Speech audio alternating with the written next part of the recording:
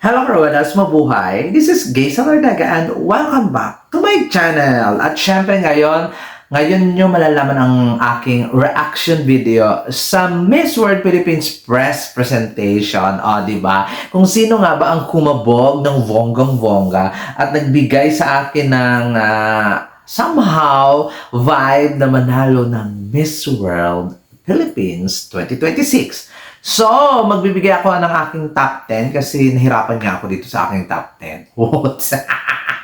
Kasi parang dinagdagan ko na lang, o di ba, ng bonggang-bongga kung sino pa ba yung possible at talagang may potential na manalo. To be fair ha, ang fresh ng beauty ng girls, dun nga lang ako sa side na ang maliliit sila, ang liliit nila.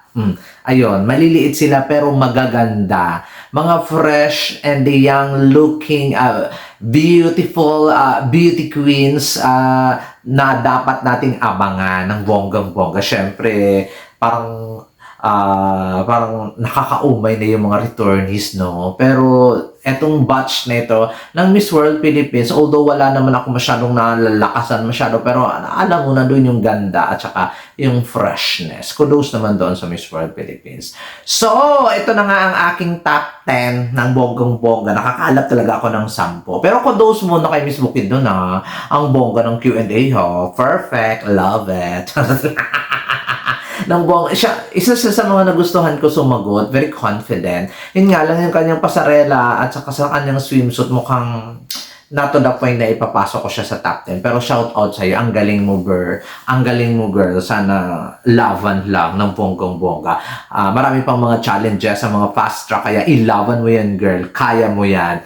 So, number 10 na sa aking listahan. Nakakaloka. The word for today is nakakaloka. Number 10 sa aking listahan, Davao Region, JV Lorejo. To be fair, maraming ano ba tawag dito? Maraming may gusto sa kanya. Pero nung nakita ko siya in motion, parang nawala talaga yung nawala yung hype ko. Iba kasi yung nakita ko siya sa picture. Ang ganda-ganda niya talaga. Talang stunning talaga ang kanyang beauty. Pero in motion, ang liit-liit niya. Kaya hindi naman disappointed. Parang, ang liit naman pala ni Davao region. Kaya, ni number 10. Pero nandun pa rin yung galing, yung ganda. Pero naliliitan lang ako sa kanya ng bonggang-bongga. Kaya nilagay ko siya sa aking number 10. My number 9 sa aking listahan sa kanilang Miss World Philippines press presentation ay Manila Ann de Mesa, di ba? Returnee siya dito sa Miss World Philippines, sumali sa Binibining Pilipinas. I don't know kung nagmutya ito, pero sa galawan kanina, I love it. Yung galawan ni Ann de Mesa talaga, halatang siya ang isa sa mga veterano dito sa competition. Pero the way she answered the question kanina ng mga kaibigan nating media, medyo hindi ako na-impress. But, ang basis ko dito sa top 10 yung kanilang sa evening gown, performance, unsashing ceremony, ang kanilang swimsuit at saka sa kanilang Q&A. Hindi lang sa Q&A baka na naman magpala-desisyon kayo dyan. In all aspect po ito in all aspect. Number 9 sa aking listahan, Miss Ann de Mesa ng Manila. Number 8 sa aking listahan, Naga City, Zoe Gabon. Sabi ko sa inyo, maganda siya in motion. Walang hustisya ang kanyang picture doon sa headshot photo. Maganda si Zoe. To the point nga lang na hindi siya nagbigay ng kanyang advocacy kanina sa press presentation. Yung tanong kasi sa kanya kung ano ang i-offer ng Naga City kung sakaling pupuntahan ang Naga City. So, sinagot niya lang naman yung tanong na to the point na ibinida yung kanyang advocacy. I'm not totally impressed, but pasok siya sa aking number 8, Zoe Gabon ng Naga City. My number 7 sa aking listahan, Zamboanga City, Ansha Jones. To be fair, ang ganda niya. Medyo maliit lang siya. Siguro 5'6" lang siya or 5'5". Maganda siya. Gandang-ganda ako kay Miss Zamboanga City. Kung ikukumpara ko siya kay Davao Region, mas nagandahan ako kay Zamboanga City sa sa taste ko magaling din siya maglakad. At papasok na tayo dito sa aking number 5 dito sa press presentation ng Miss World Philippines 2026. My number 5 sa aking listahan, Marisa Delgado, Filipina Community of New York. Ay, grabe no. When it comes sa face card, laban talaga siya. Yung height, beauty, everything, pasarela. Kumbaga sa pasarela, parang siya ang top ko kanina. Or not to the point naman na top. Isa sa mga magagaling. When it comes sa pagdala ng sarili niya. Pero hindi lang ako na-impress doon sa Q&A niya with the media partners na mga kaibigan natin na parang hindi ko maintindihan, nakulangan ba ako or nilihis niya yung sagot niya or hindi niya naintindihan yung tanong. Parang ganun lang yung level. Pero when it comes sa technical aspect at sa ibang aspeto, perfect talaga siya. Parang hindi naman na-disappoint.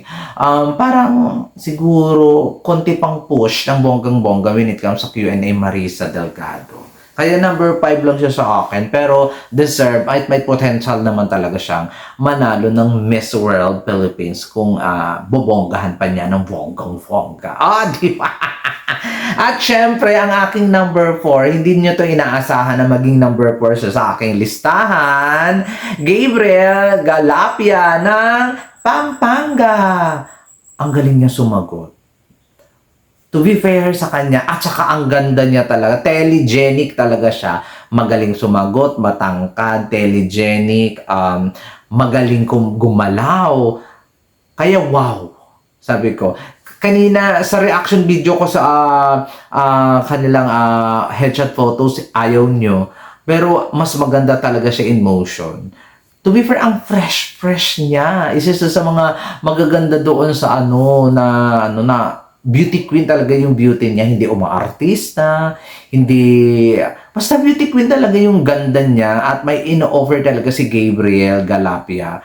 Kaya pasok na pasok sa number 4 ko. More chances of the crown talaga. Maliban na lang kung yung mga former beauty queen na to ay magsip-sip kay Arnold Vigopuria. More chances of winning si Miss Pampanga. Ang nagagandahan talaga ako sa... At saka yung face, di ba? Yung korte ng mukha niya. At saka may mga jawline, mga pa-cheekbone. Fairness. Ang ganda. Kaya number 4 siya sa akin listahan. Si Gabriel Galapia. Number 3 sa akin listahan, Asia Simpson. Kaya hindi siya mataas. Kasi when it comes... Hindi ko bet ang makeup niya at saka hair. Ang stiff. Same as galaw niya. But I love the Q&A. I love everything about her. Matangkad. Ang ganda ng katawan. Medyo stiff lang. Siguro kailangan ng training to ng bonggang-bongga. 2 weeks na lang. Kaya pa ba, Asia? Kasi when it comes sa height, ganda ng katawan at saka yung beauty, makeup, I think baguhin ng bonggang-bongga. Hindi ko bet ang eksena kanina, hair and makeup, but still, isa talaga siya sa potential na pwedeng manalo ng Miss World Philippines. Nakita ko talaga yung potential niya. Mali lang talaga yung eksena siguro sa hair and makeup. I don't know sa team, I'm so sorry, pero ganun lang yung feel ko kanina. Kasi I'm so excited na makita siya in motion, pero ang stiff niya. That's why nilagay ko lang siya sa aking number 3 ng bonggang-bongga, si Miss Quezon City, Asia Simpson. My number 2 sa aking listahan, Valerie West ng Ifugao. Bakit number 2? In all aspect, pwede. Kabog. Pasarela, gown, swimsuit, Q&A, kabog. Ang liit niya lang niya. Naliliitan talaga ako sa kanya. Promise. Beauty and everything, wala akong question, Valerie. Pero more chances of winning talaga si Valerie ng corona. Imposible talagang hindi ito bibigyan. Sa 4 na corona ngayon sa Miss World Philippines, imposible wala siyang corona. Pero sa Miss World, mukhang, I don't know, malakas din naman ang advocacy niya and hopefully, yung momentum ay makuha niya pa rin hanggang sa dulo. But when it comes sa Q&A talaga kanina, hindi ko alam. Okay naman yung sagot niya. Wala namang mali. Ang problema, parang walang impact. Ganun lang. Ayun lang yung nararamdaman ko doon sa Q&A niya. Siguro impact. I think. Yeah. Yan. Next, pero ina number 1 ko, Kuriagaba, Lorraine o Jimba. Ibang klase ng Rizal Province. When it comes to Q&A view, then everything, oh my gosh, Lorraine o Jimba is my Miss World Philippines kung kanina ginanap ang coronation night. Oh, di ba? Kung kanina ginanap, I think Lorraine o Jimba talaga yung nag-shine bright when it comes sa in all aspect. Pero syempre, magkakaiba tayo ng mga taste. Hindi niyo bet si Lorraine, hindi niyo bet yung itong mga beauty queen. Pero nararamdaman ko at alam kung kakabog siya ng bonggang-bongga. Meron kasi siyang ino-offer na quality na hinahanap ng Miss World na hindi ko makita dito sa mga magaganda. Meron na ganon siyang aura. Di ba? So, I think, kung kanina lang yung coronation, it's gonna be Lorraine o Jimba ang winner for me. Pero hindi siya kasama sa press, darling of the press. But, still, my number 1 sa press presentation na na-stand out is Miss Lorraine o Jimba ng Rizal Province. I don't know. Ang ganda lang ng makeup niya kanina. Very simple. Tapos, ganda ng lakad, kabog. So, it's gonna be Lorraine o Jimba. So far, malay mo, susunod mga araw, kumabog na yung mga ibang markers at ipakita na nila ang kanilang tunay na mga galing. But congratulations sa mga nanalong darling of the press. Agree naman ako dito ng bonggang-bongga. It's Davao Region, Ifugao, and United Kingdom, Filipino Community. Wala naman akong violent reaction kasi tatlo naman talaga, stand out naman talaga sila. Lalong-lalo na pinag-uusapan si Davao Region, pero hindi talaga ako na-impress sa height niya. I'm so, hindi naman different. Parang nalungkot lang ako na, ang liit pala niya, ganun lang. Parang hindi makalaban si Philippines. Di ba? Sana kahit maliit siya, idaan niya sa galawan, pero hindi din eh. Kaya, mababa ang niya sa akin. Number 10 lang talaga. Pero deserve naman niya ang darling of the press. There you go, guys. Maraming salamat sa inyo. Sino po ang nag-shine kanina sa press presentation ng Miss World Philippines 2026? Comment down below. Pag-usapan natin yan. This has been Lizel Ortega. Paalam na!